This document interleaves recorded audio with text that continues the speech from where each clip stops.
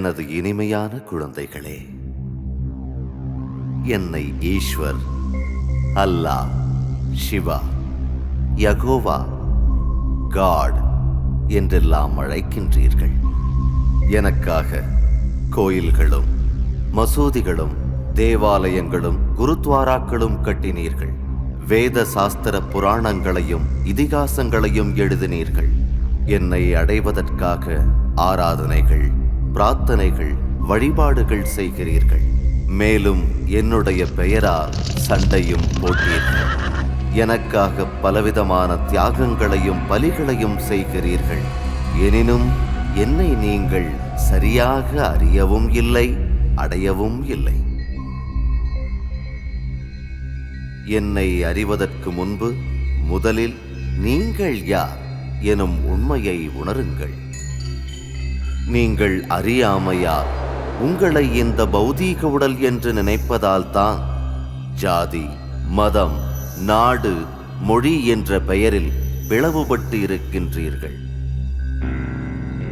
இந்த ஊனக்கண்களால் காணும் அழியக்கூடிய இந்த உடல் நீங்கள் அல்ல. நீங்கள் ஓர் அழிவற்ற சக்தியான ஆத்மா. ஒளிப்புள்ளி வடிவாக நெற்றியின் மத்தியில் இருந்து கொண்டு இந்த உடலை இயக்குகின்றீர்கள். ஆக நீங்கள் அனைவருமே இந்த உடல் மூலம் செயல்படும் ஜீவாத்மாக்கள் என அனுபவம் செய்யுங்கள்.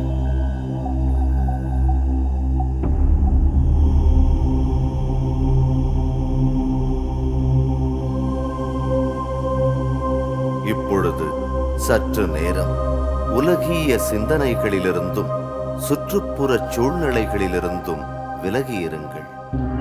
இந்த உடலையும் மறந்து உங்களின் முழு கவனத்தையும் இரு புருவங்களின் மத்தியில் உள்ள ஒளிப்புள்ளியாக அனுபவம் செய்யுங்கள். உண்மையில் நீங்கள் சூட்சுமமான அழியாத ஒளிப்புள்ளி வடிவான ஆத்மா. இப்பொழுது உங்கள் நினைவு பயணம் துவங்குகிறது. நீங்கள் படிப்படியாக பூமி மற்றும் உங்கள் உடலை விட்டு விலகி விண்வெளியை நோக்கிச் செல்கின்றீர்கள்.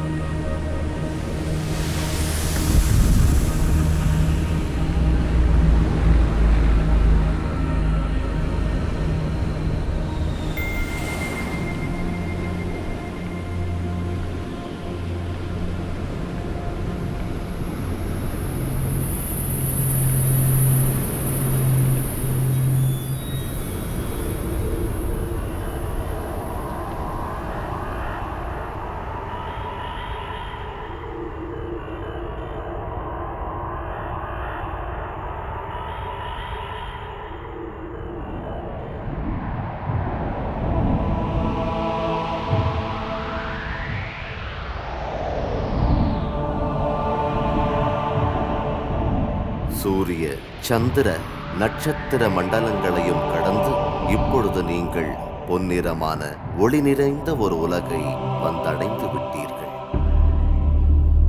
ஆத்மாக்களின் உலகமாகிய இது பிரம்மலோகம், சாந்திதாமம், மோட்சம் மற்றும் பரலோகம் என்றெல்லாம் அழைக்கப்படுகிறது.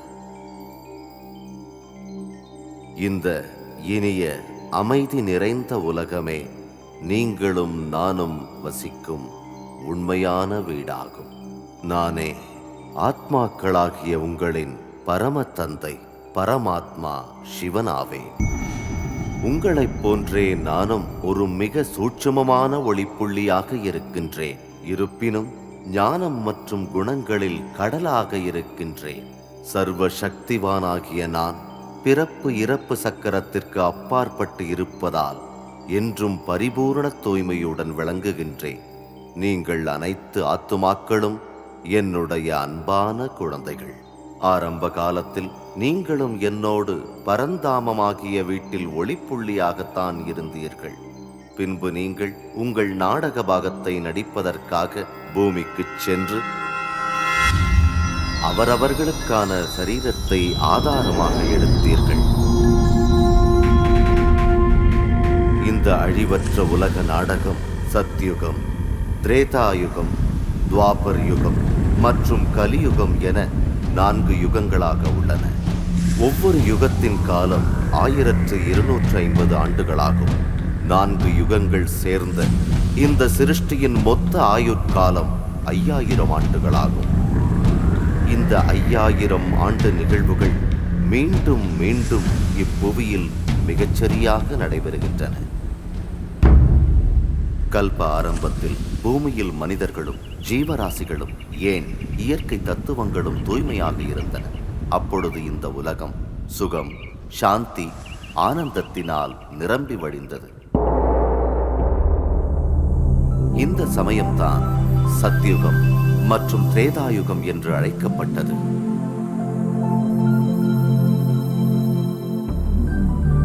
அங்கு நீங்கள் தேவி தேவதைகளாக வாழ்ந்தீர்கள். இந்த 2500 ஆண்டு பொற்காலத்தை தான் சொர்க்கம், வைகுண்டம், பகீஷ்த், ஜன்னத், பாரடைஸ் என்ற பெயர்களால் அழைக்கின்றீர்கள். சத்யுகம் அதாவது பொன்னுலகத்தில் ஸ்ரீ லக்ஷ்மி, ஸ்ரீ நாராயணனின் நிலையான ராஜ்யம் நடந்தது. அதன் பிறகு திரேதாயுகத்தில் ஸ்ரீ சீதை மற்றும் ஸ்ரீராமரின் ராஜ்யம் நடந்தது.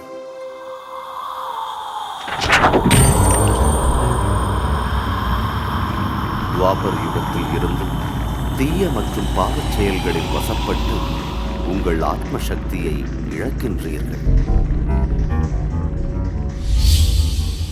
இந்த யுகத்தில் தான் பல மத தலைவர்கள் அவதரித்து தங்களின் மதங்களை ஸ்தாபித்தார்கள்.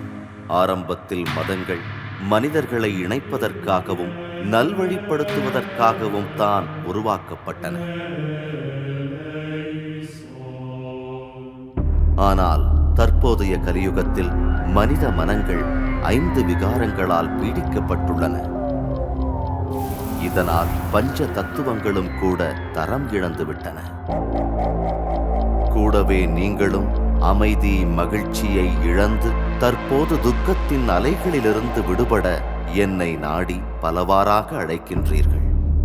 யதா யதா ஹி தர்மஸ்ய க்ளானிர்பவதி பாரத அப்யுத்ഥാനமதர்மஸ்ய ததாத்மானம் ஸ்ருஜாம்யஹம் பரித்ராணாய சாதூனாம் விநாசாய ச துஷ்கிருதாம் தர்ம சம்ஸ்தாபனார்த்தாய சம்பவாமி யுகே யுகே. எப்பொழுது அதர்மம் ஓங்குமோ அப்பொழுது அதர்மத்தை அழித்து மீண்டும் சத்திய தர்மத்தை நிறுவி புத்துலகை படைக்க நான் இந்த பூமியில் அவதரிக்கிறேன். நான் அவதரிக்கும் இந்த திவ்ய அவதார காலமே சங்கம யுகமாகும். கலியுகம் மற்றும் சத்யுகத்தை இணைக்கும் இந்த சங்கம யுகம் அனைவருக்கும் நன்மை அளிக்கும் காலமாகும். கீதையில் கொடுத்த உறுதிமொழியை நிறைவேற்ற இப்பொழுது பாரத பூமியில் நான் அவதரித்து விட்டேன். பிரஜாபிதா பிரம்மாவின் மனித உடலில் பிரவேசித்து கீதா ஞானம் மற்றும் ராஜயோகத்தின் மூலமாக ஆத்மாக்களாகிய உங்களை தூய்மையாக்கும் மகான் காரியத்தை செய்து கொண்டிருக்கின்றேன். இப்பொழுது நீங்கள் உங்கள் தேகம் மற்றும் தேக சம்பந்தங்களை மறந்து உங்களை ஆத்மா என உணர்ந்து பரம்பிதா பரமாத்மாவாகிய என்னை நினைவு செய்யுங்கள். இந்த ராஜயோகம் மூலம் பல பிறவிகளாக நீங்கள் செய்த பாவங்கள் அழிக்கப்படுகின்றன. மேலும் நீங்கள் அனைத்து குணங்களாலும் சக்திகளாலும் நிறைந்து பரிபூரண நிலையை அடைவீர்கள். கவனம் இருக்கட்டும், பஞ்ச தத்துவங்கள் கூட உங்கள் பரிபூரண நிலைக்காக காத்துக் கொண்டிருக்கின்றன. என்னுடைய அன்பான குழந்தைகளே, பல பிறவிகளாக தேடிக்கொண்டிருந்த இறைவனாகிய என்னை உணருங்கள். உங்களுடைய ஆத்ம தந்தை நானே. நான் யார், எப்படி இருக்கிறேன் என்பதை சரியாக புரிந்து கொண்டு என்னுடைய சிரேஷ்டமான வழிப்படி நடப்பீர்களாக. சுகம் நிறைந்த சொர்க்கத்தில் பல பிறவிகள் வாழ்வதற்கான பாக்கியத்தை அடைவீர்களாக. ஓம் சாந்தி, சாந்தி, சாந்தி.